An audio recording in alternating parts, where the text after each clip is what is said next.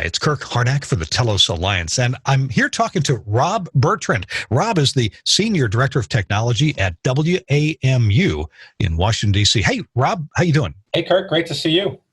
You have been as busy as any other engineer here lately with this coronavirus. You guys produce some of the most premier radio programming in the country. Talk to me about what you thought when you first heard we can't come in the studio, and what did you do about it? Well, it's a real challenge because we have a variety of needs here. We have our talk shows, we have our local hosts that are heard between the NPR programs. We have reporters who are out in the field. Some of our programming is pre-recorded, some of it is live, much of it is live.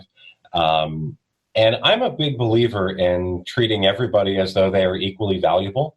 And in times like this, that sometimes falls by the wayside. And what I mean by that is that if we believe that our talent is important, I think that we also have to believe that the people that keep those talent on the air are equally as important and need to be protected and safeguarded in the same way that we safeguard our talent.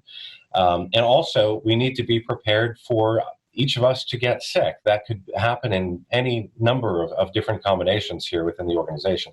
So that meant figuring out how can we run our daily programming in terms of WAMU remotely, but also how can we produce our talk shows live, including listener interactions remotely. And we have been figuring that out and developing along the way over the last couple of weeks. Okay, so I've talked with a number of engineers who are using, let's say, Axia equipment, and they're able to remote into something like Soft Surface or IP tablet and remote the consoles. What are you guys doing to remote the consoles, or do you still have operators in-house?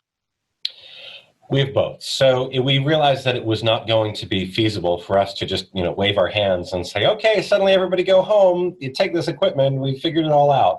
We were taking it one show at a time, one day part at a time. And so we're leveraging IP tablet to do that. And what's been really powerful about IP tablet is that not only can you assign different sources to different faders in the same way that you can on a console, but you can slide the faders around just as you would modules being dropped into a console frame.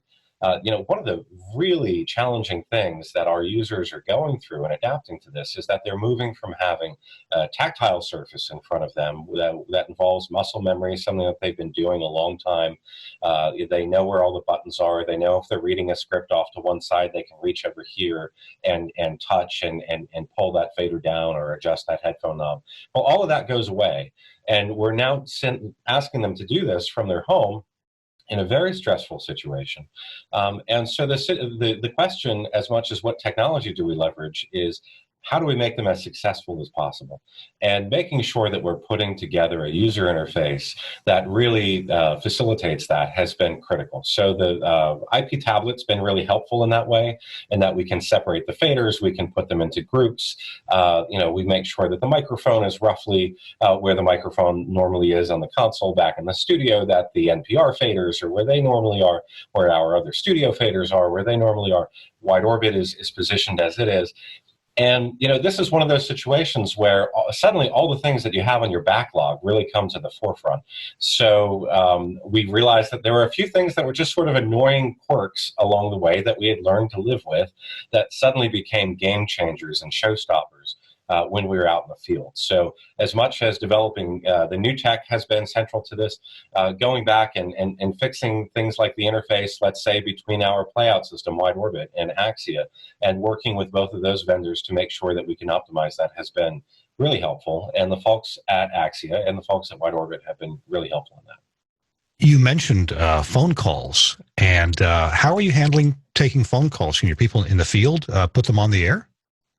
So we were lucky to already have the Telos VX system in-house throughout all of our studios. And so our local shows, our national shows, we already have all of the lines segmented out to do that. We're doing that along with Broadcast Bionics phone box, for both the call screening and for social media screening as well. And a new dimension to this, which was not even evident at the start of it, was, well, How will people remotely screen the phone calls? How will they talk to the callers? And there we were able to combine the power of both VX and Axia, along with a little bit of JK audio dropped in there as well, where we are literally setting up additional VX hybrids to take the audio out of a handset tap off of the physical VX device in the studio to be able to have those two-way conversations remotely. Now, I believe that there are more elegant ways of doing this. However, being able to more or less keep with the same hardware that we've been using and the same approach that we've been using and not throwing that all away while we're re-engineering the rest of the radio station has been really helpful. So we now have people, today was actually the first day we did complete phone screening from home with VX, with Broadcast Bionics. People dialed in on their cell phones to the VX hybrid, being able to talk to callers wherever they were in the country, and continuing to use that same tech that everybody was familiar with, just in a new way. Our time is short. Is there anything else you want to mention or help other engineers or talent to feel a little bit better or more secure in their ability to move to an outside environment and get that working well enough to do their job well? Of course, there's a lot of things that we have to do right now that are driven by our current situation. But what's really exciting is that, to a certain extent, we are really moving things forward in a direction that needed to happen regardless of this crisis.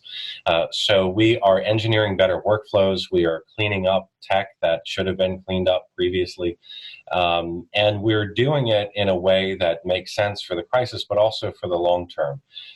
Central to all of this has been building a testing and training environment that makes the users feel comfortable. So we start off with users in a simulation in a conference room.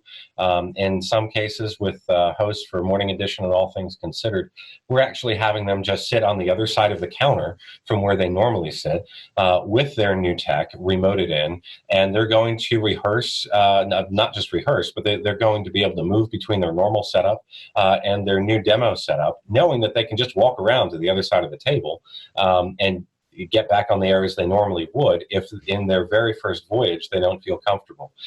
So ensuring that the users are comfortable and that they have multiple options in going through this has been really key. Not having them learn this for the very first time in their homes has been central. The other part of it has been embracing that we are not going to know all of the answers in our first go. Every round of this, we are considering to be a learning opportunity. We are considering to be an opportunity to get to better understand the needs of our operators, and that the best solution is going to come together in going through this on an iterative basis. And because of that, we've had great success as we have rolled this out in the field.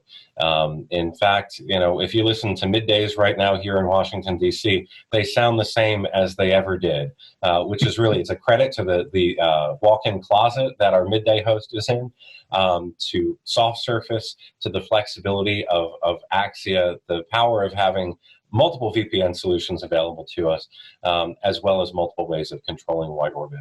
It's really been a great confluence of a lot of platforms. Rob Bertrand, thank you for being with us from WAMU at American University. I'm Kirk Harnack for the Telos Alliance.